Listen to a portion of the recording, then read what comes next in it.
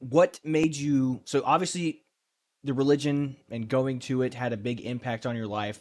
The Pope dying, passing away is what pulled you into it. How old were you when you decided you wanted to become a man of the cloth?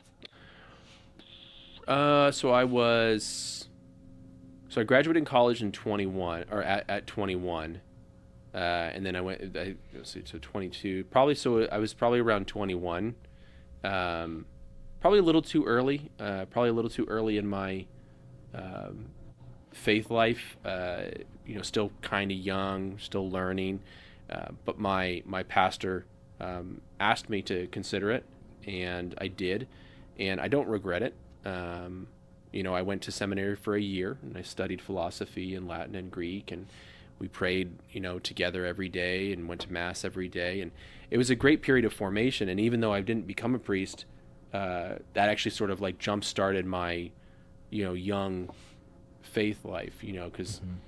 I was 19 when I did confirmation, and then 2 years later I graduated from college, and then I was in seminary, right? So this is, by the time I got out of seminary, I'd only been Catholic for like 3 years, Yeah. so it was still pretty early on. So it really helped, You got caught boost up that on all knowledge. those And those missing years, the wonder yeah, years maybe, without yeah. So Christ. yeah, Yeah. yeah, yeah. So, but yeah, well, I mean, I suppose in a certain way, in terms of knowledge, right? Mm-hmm. Our faith. There's the parable of the workers in the field, right? It doesn't matter how late we come to the field, we still get the same payment, right? It's still the reward of heaven. But yeah, catching up on the intellectual knowledge and the practice and the customs, which I'm still, far behind my wife who grew up Catholic. She's got this stuff, from a Mm-hmm. young, tender age was in her habits It's and, in her and her DNA. practices. Yeah. So yeah, it's yeah.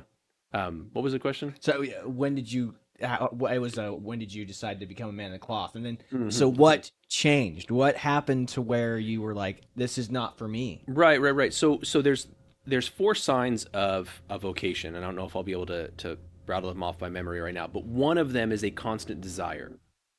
And I no longer had that desire. So I didn't want to be a priest anymore. And so, um, So by desire, you mean constant desire to teach or preach the word or the gospel, or to be a priest, like yes.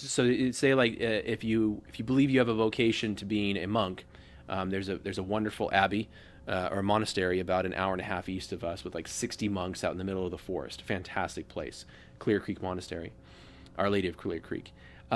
If you go out there and visit and you spend 3 weeks and you still want to be there, and you spend 3 years and you still want to be there, then they'll let you take like temporary vows. I don't know the exact time frame. I'm don't quote me on that, but you have to have a constant desire of that way of life.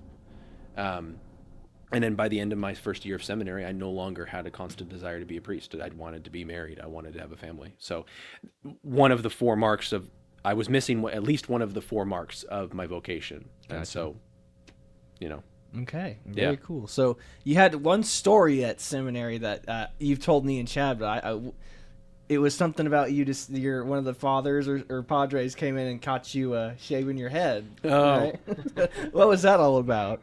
well, so I've shaved my head, or not shaved my head, but I've done my own haircuts since seminary, roughly. And we had this dorm.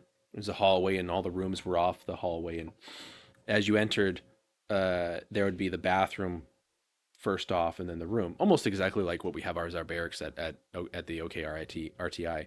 And one time I was kneeling in my bathroom area, which was right in front, because like just like our sink in the RTI, right, is like if you open the door, the sink's right there, Mm-hmm. right. So I was kneeling in front of my sink, and I was shaving my head, and the rector, Father Matthew, I don't know his last name anymore, Spar, Father Matthew Spar. He was like, Kevin, what are you doing? And I'm just like, bzzz, shaving it all off. And I took the opportunity to just give him a little quip. And I was like, well, Father, it's all vanity, anyways. And I just go right back to it, shave my head. And he just like walks away, shaking his head. Um, he probably could have had a better sense of humor. He was like, "Get this guy out of here. Hey, you're done." That's actually what really happened. Then he got kicked out for whipping.